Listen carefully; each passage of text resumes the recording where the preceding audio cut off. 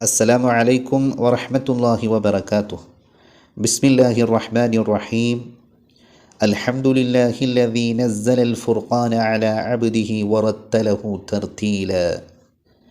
വസ്സലാത്തു വസ്സലാമു അലാ സയ്യിദിനാ മുഹമ്മദിൻ വഅലാ ആലിഹി വസ്വഹ്ബിഹി അജ്മഈൻ. അമ്മാ ബഅദ്.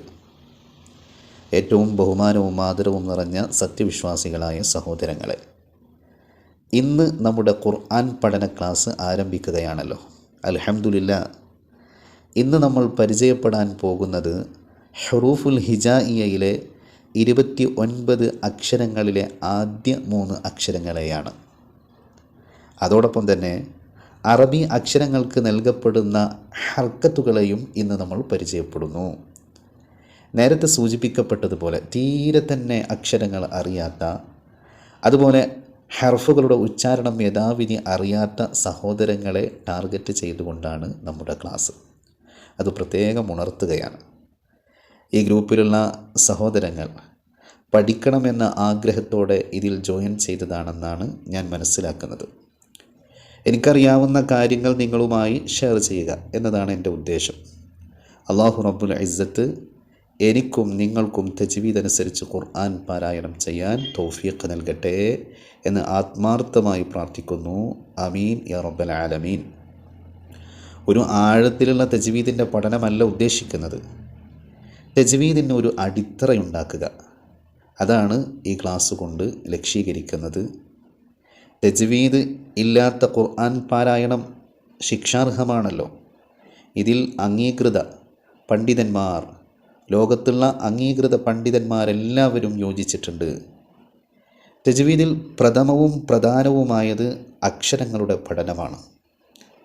മഖ്റജിൽ അഥവാ ഓരോ അക്ഷരങ്ങളും പുറപ്പെടുന്ന സ്ഥലത്ത് നിന്ന് അതിൻ്റെ സിഫത്തോടുകൂടെ, വിശേഷണങ്ങളോടുകൂടെ എങ്ങനെ മൊഴിയാം എന്നുള്ള പഠനമാണ് തജ്വീദ് പഠിക്കുന്ന ഏതൊരാളും ആദ്യം നിർവഹിക്കേണ്ടത്.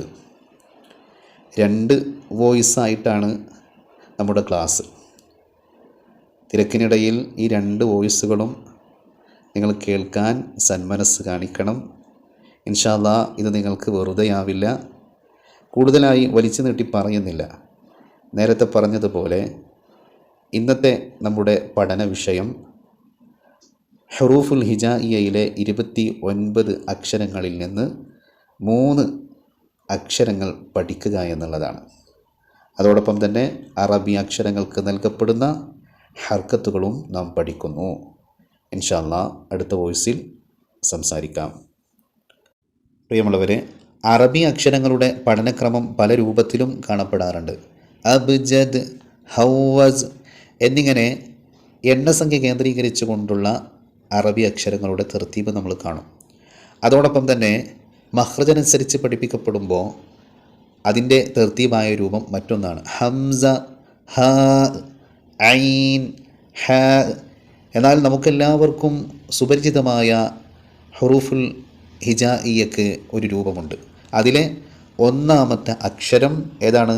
ഇൻഷാ അല്ലാഹ് ഇന്ന് നമ്മൾ പഠനം ആരംഭിക്കുകയാണ്. എല്ലാവരും സജീവമായി പങ്കാളികളാകണം. കിട്ടാത്തവർ വീണ്ടും വീണ്ടും മൊഴിഞ്ഞ് പ്രാക്ടീസ് ചെയ്യണം. ഇൻഷാ അല്ലാഹ് അള്ളാഹുവിൻ്റെ അപാരമായ അനുഗ്രഹം കൊണ്ട് ഖുർആൻ പഠനത്തിന് തൗഫീഖ് നൽകിയിരിക്കുകയാണ്. അപ്പോൾ എല്ലാവരും ഇതിൽ പങ്കാളികളാകണം. ആരും തന്നെ വിട്ടു നിൽക്കരുത്. 2 വോയിസുകളാണ് ഉണ്ടാകുക. ആ 2 വോയിസുകളും കേൾക്കണം. ഒന്നാമത്തെ അക്ഷരം മൊഴിയാൻ പോകുന്നു. അലിഫ്, അലിഫ്, അലിഫ്, അലിഫ്. അലിഫ് എന്നുച്ചരിക്കരുത്. അതോടൊപ്പം തന്നെ ഈ അലിഫ് എന്നുള്ളത് ഫത്ഹാക്കപ്പെട്ട അക്ഷരത്തെ നീട്ടാൻ അലിഫ് കൊടുക്കാറുണ്ട്. ആ അലിഫല്ല, മറിച്ച് ഹംസയെ തൊട്ട് പകരം വന്ന അലിഫാണ്. ഹംസക്ക് ഹർക്കത്തുകൾ നൽകപ്പെടുന്ന സമയത്ത് ഏത് രൂപത്തിലാണോ ഉച്ചരിക്കുന്നത് ആ രൂപത്തിലാണ് അലിഫിന് ഹർക്കത്ത് നൽകപ്പെട്ടാലും ഉച്ചരിക്കേണ്ടത്. രണ്ടാമത്തെ അക്ഷരം ബ, ബ, ബ. മൂന്നാമത്തെ അക്ഷരം ത, ത, ത. നമ്മൾ താഇന് കാറ്റ് കൊടുക്കേണ്ടതില്ല. താ മൊഴിയുന്ന സമയത്ത് ഓൾറെഡി അതിൽ കാറ്റ് ഉണ്ട്. അത് പ്രകടമാകുന്നത് താഇന് സുക്കൂന് നൽകപ്പെടുമ്പോഴാണ്. ഇൻഷാ അല്ലാഹ് ഒന്നുകൂടി നമുക്ക് ക്രമത്തിലൊന്ന് പറഞ്ഞു നോക്കാം. അലിഫ് ബ ത അലിഫ് ബ ത. തികച്ചും അനറബി ഭാഷ അറബിയിലേക്ക് കടന്നു വരുന്നത് ഒഴിവാക്കേണ്ടതാണ്.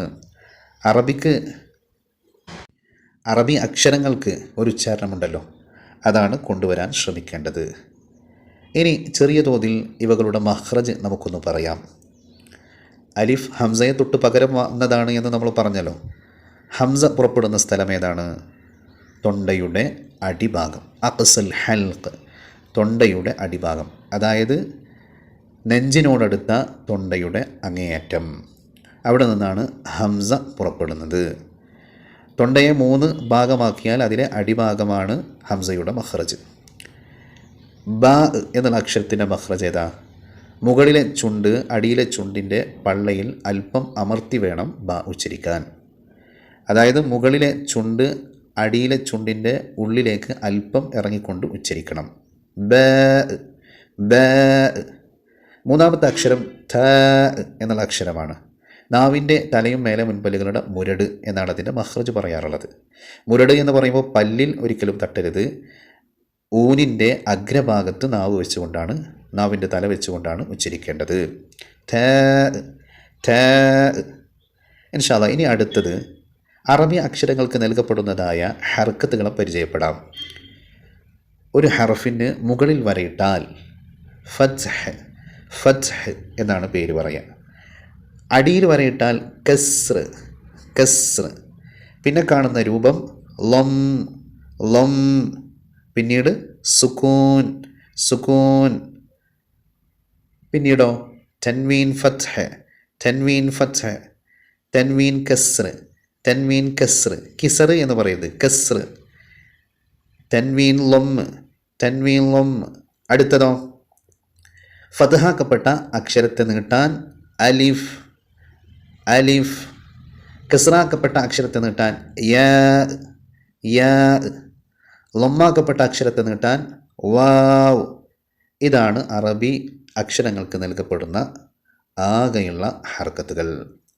ഇൻഷാ അല്ലാഹ് ഇനി നമുക്ക് ഈ അക്ഷരങ്ങൾ, അതായത് മേലുദ്ധരിച്ച 3 അക്ഷരങ്ങൾക്ക് ഈ ഹർക്കത്തുകൾ നൽകി നമുക്കൊന്ന് ഉച്ചരിക്കാം.